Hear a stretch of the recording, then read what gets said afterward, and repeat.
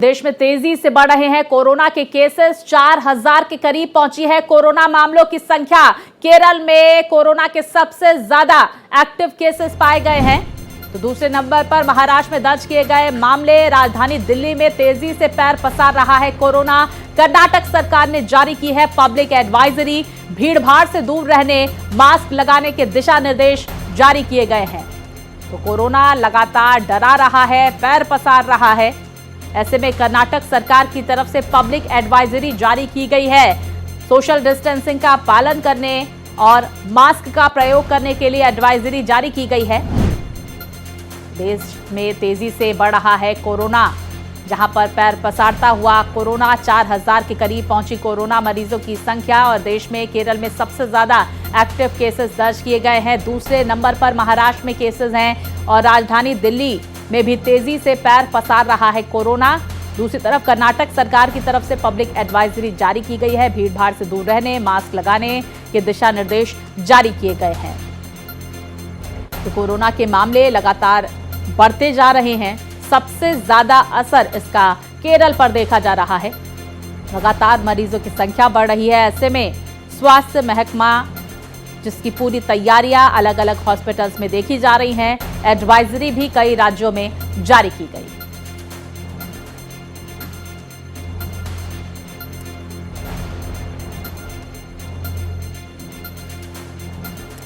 तो देखिए किस तरह से कोरोना का कहर अलग अलग राज्यों में जारी है।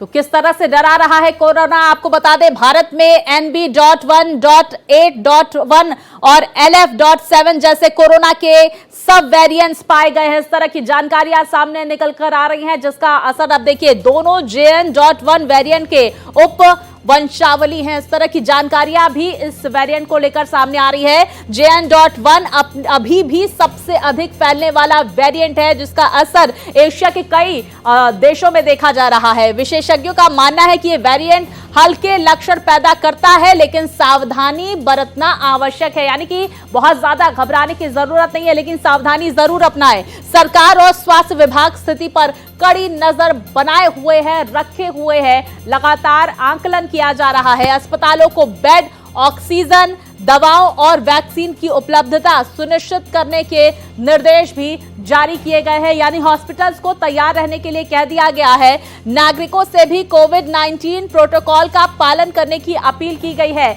यानी कोरोना की जिस तरह से फेज 1 और फेज 2 में जो वेव आई थी और जिस तरह से तमाम प्रोटोकॉल्स का पालन करने को कहा गया था, उन तमाम प्रोटोकॉल का आपको एक बार फिर से पालन करना है। तो ये तमाम एडवाइजरी जहां जारी की गई है, दूसरी तरफ स्वास्थ्य महकमा पूरी तरह से स्थिति पर नजर बनाए हुए हैं। अस्पतालों को अलर्ट रहने के लिए कह दिया गया है और यह भी कह दिया गया है कि किस तरह से आप अपनी पूरी तैयारी रखिए। विशेषज्ञों का मानना है कि ये वेरिएंट के जो लक्षण हैं वो हल्के होते हैं, बहुत ज्यादा नुकसानदायक नहीं है। कुछ प्रोटोकॉल्स का ध्यान रखना जरूरी है, लेकिन लगातार कोरोना पैर पसारता हुआ नजर आ रहा है और लगभग 4000 केसेस कोरोना के दर्ज किए गए पूरे देश में। हालांकि अगर हांगकांग और बाकी देशों की बात करें, जिस तरह से एशिया में लगातार पैर पसार रहा है, वहां पर स्थिति ज्यादा चिंताजनक है भारत के कंपैरिजन में। तो डराने लगा कोरोना। और क्या कुछ स्थिति है कोरोना की, विस्तार से हम जानकारी हासिल करेंगे। मेरे सहयोगी रमेश हमारे साथ जुड़ गए हैं। रमेश, क्या एडवाइजरी सरकार की तरफ से जारी की गई है? स्वास्थ्य महकमे की क्या तैयारियां नजर आ रही हैं? क्योंकि केरल में सबसे ज्यादा असर देखा जा रहा है, लेकिन दिल्ली में भी पैर पसारता हुआ नजर आ रहा है कोरोना। बिल्कुल, आप देखिए कोरोना जिस तरह से तेज़ी से फैल रहा है। आप 3961 केस हो चुके हैं, लगभग 4000 मान के चलिए। क्योंकि कई बार क्या होता है कि हमें जब खांसी जुकाम होता है तो हम जाते भी नहीं हैं चेक कराने कि क्या हम कोरोना पॉजिटिव हैं कि नहीं। पर जिस तरीके से कल बेंगलोर में जो कोरोना पॉजिटिव की मृत्यु हुई, उसने दोनों डोज भी लगाया था, बूस्टर डोज भी लगाया था, और उसके बाद ये मौत कहीं ना कहीं एक चिंता का विषय होती है, क्योंकि लगातार ये कहा जा रहा था कि जिसको कोरोना वैक्सीन लग चुकी है वो सुरक्षित है, पर जिस तरीके से मौत हुई है कल, वो कहीं ना कहीं चिंता का विषय बन गई है। साथ ही साथ जितनी तेजी से ये फैल रहा है, देखिए 4000 लोग इससे शिकार हो गए। ये अलग बात है कि 2000 से अधिक लोग ठीक भी हुए हैं। हमें पॉजिटिव चीज़ों को भी ध्यान देना है कि अगर लोग इससे पॉजिटिव हो रहे हैं तो कुछ उतने ही संख्या में, जैसे 200 कुछ लोग आज अगर पॉजिटिव पाए गए तो 381 लोग आज ठीक हुए। तो हमें यह भी ध्यान रखना कि लोग ठीक भी हो रहे हैं, तो पैनिक करने की जरूरत नहीं है। एडवाइजरी कर्नाटक सरकार ने जारी की है। उन्होंने कहा है कि भीड़ भाड़ जगहों पे जाएं तो मास्क लगाएं, दूरी जो डिस्टेंस मेंटेन करनी थी वो डिस्टेंस मेंटेन करें, मास्क लगाएं। अगर आपको जुकाम है और आप खांसी है तो आप तुरंत चेक कराइए कि आप कोरोना पॉजिटिव तो नहीं है। भीड़ भाड़ में जाने से बचें। साथ ही साथ हाथ धुलने की जो पहले आदत थी कि आप कहीं से भी बाहर आ रहे हैं, किसी संपर्क में आ रहे हैं तो हाथ धुलें। भारतीय परंपरा में रहा भी है कि हाथ धुल के ही भोजन करना है, या आप बाहर से आए तो हाथ धुलें, पर इसे अपनी आदत में शामिल करने की ज़रूरत है। और साथ ही साथ देखिए, जिस तरीके से कोरोना की स्थिति है उस तरह से स्वास्थ्य मंत्रालय ने पूरे देश के हॉस्पिटलों को अलर्ट मोड पर रखा है। हर जगह ऑक्सीजन की पर्याप्त मात्रा है, दवाएं पर्याप्त मात्रा है, वैक्सीन है। साथ ही साथ डॉक्टरों के भी एक पूरी टीम है जो इस तरह की स्थिति से निपटने के लिए पूरी तरह से तैयार है। तो हमें सावधानी बरतने की जरूरत है। हमें अपनी इम्यून सिस्टम को मजबूत करने की जरूरत है कि हम इस तरह की चीजों से संक्रमित ना हो। साथ ही साथ रमेश, आपने इम्यून सिस्टम को मजबूत करने की बात कही, ऐसे में डॉक्टर्स क्या एडवाइजरी दे रहे हैं? क्योंकि हमने पहले भी इस मुद्दे पर बात की है, क्या खाएं, किन चीजों से परहेज करें, दूसरी तरफ पैनिक ना क्रिएट करें, यह भी बेहद जरूरी है। अच्छा, JN.1 जो वेरिएंट है, इसका कितना असर कौन से एज ग्रुप पर पड़ रहा है? क्या वृद्धों पर असर पड़ रहा है, मिडिल एज के लोगों पर पड़ रहा है, बच्चों पर पड़ रहा है? इसको लेकर क्या जानकारियां आ रही है? देखिए, जिस बेंगलोर में जिस व्यक्ति की मौत हुई वो 60 साल प्लस था, तो कहीं ना कहीं और भी कई बार क्या होता है कि हमारे अंदर और भी दिक्कतें होती हैं, हमें पता नहीं होता है, क्योंकि हम लगातार रूटीन चेकअप नहीं कराते हैं। अगर हमें पता नहीं है और हम कोरोना से पीड़ित हैं, साथ ही साथ हमारी बीमारी से मौत होती है, तो ये शुगर है, BP है, ये सब आजकल आम बीमारियाँ हो गई हैं। हर तीसरा व्यक्ति इससे संक्रमित है, इससे प्रभावित है, और कहीं ना कहीं इसका असर उसके स्वास्थ्य पर दिखाई देता है। तो डॉक्टरों का कहना है कि अगर आप अपनी इम्यून सिस्टम को मजबूत करते हैं, और उसके लिए विटामिन C, डॉक्टरों का कहना है कि विटामिन C जो है रोग प्रतिरोधक क्षमता को बढ़ाता है, जो कि खट्टे फलों में पाया जाता है, नींबू में है, आंवला में है, और ये जो कि मतलब सहज उपलब्ध है। इसके लिए कोई आपको बहुत ज्यादा खर्च करने की जरूरत नहीं है। तो हमें नींबू का शिकंजी बना के पी लिए, नींबू को पानी में डाल के पी लिए, आंवला खा लिए, आंवले की चटनी खा ली, इस तरह की चीजें खा के हम अपने से। और साथ ही साथ योग की बहुत जरूरत है इस समय, क्योंकि लगातार जिस तरीके से तनाव हो रहा है कोरोना को लेकर, आदमी भीड़ में जा रहा है, तो योग डॉक्टरों का कहना है कि योग और ध्यान, ये दो चीजें सुबह अगर आप कर लेते हैं तो ऑटोमेटिक आपके शरीर के जो इम्यून सिस्टम है वो बहुत अच्छा हो जाता है, और इससे कहीं ना कहीं आपकी रोग प्रतिरोधक जो क्षमता है वो रोगों से लड़ने के लिए हो जाती है। तो आप बाहर संक्रमित होकर नहीं आते हैं, तो आप स्वस्थ बने रहते हैं। और सर्दी, जुकाम, खांसी, बुखार, अगर ये 4 चीजें नहीं होती हैं तो फिर आप कोरोना से पॉजिटिव नहीं हैं, आप स्वस्थ हैं। और आपको भीड़ में अगर आप जाते हैं तो आपको वो सावधानियां बरतनी पड़ेंगी जो पहले बरतनी जा रही थी। तो अब आपको पूरी तरह से अलर्ट मोड पे रहना है। अगर किसी कोई संक्रमित है तो उसका इलाज कराना है। अगर 3 दिन में ठीक नहीं होता है तो उसे फिर टेस्ट कराना है।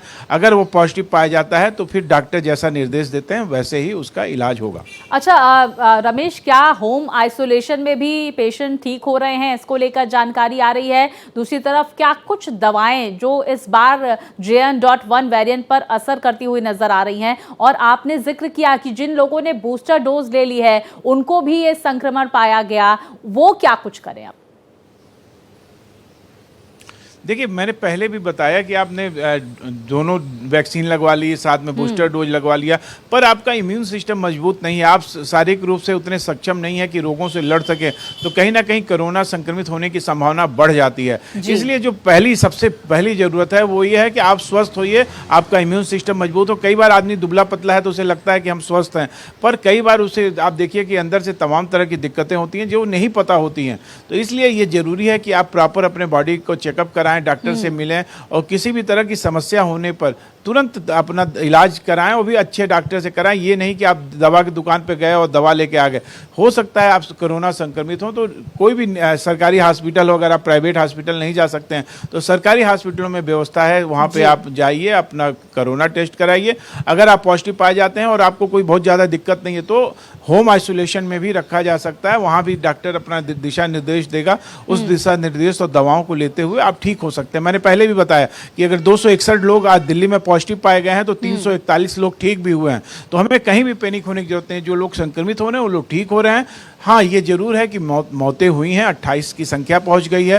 तो इतने बड़े देश में 140 करोड़ की आबादी है और आप देख लीजिए किस तरीके से मौतें होती हैं। लेकिन हम ये भी समझने की कोशिश करेंगे रमेश, जिस तरह से सिंगापुर की बात हो, हांगकांग की बात हो, वहां पर बहुत व्यापक असर JN.1 वेरिएंट का देखा जा रहा है। कई लोग इससे पीड़ित बताए जा रहे हैं। ऐसे में भारत की जो स्थिति है उसको स्वास्थ्य महकमा किस तरह से आंक रहा है? दूसरी तरफ हॉस्पिटल्स में क्या इंतजाम? आपने कहा कि तमाम तैयारियां करने के लिए स्वास्थ्य विभाग की तरफ से एडवाइजरी जारी कर दी गई है। क्या कुछ व्यवस्थाएं किन किन हॉस्पिटल्स में, अगर दिल्ली की बात करें तो वहां पर की गई हैं?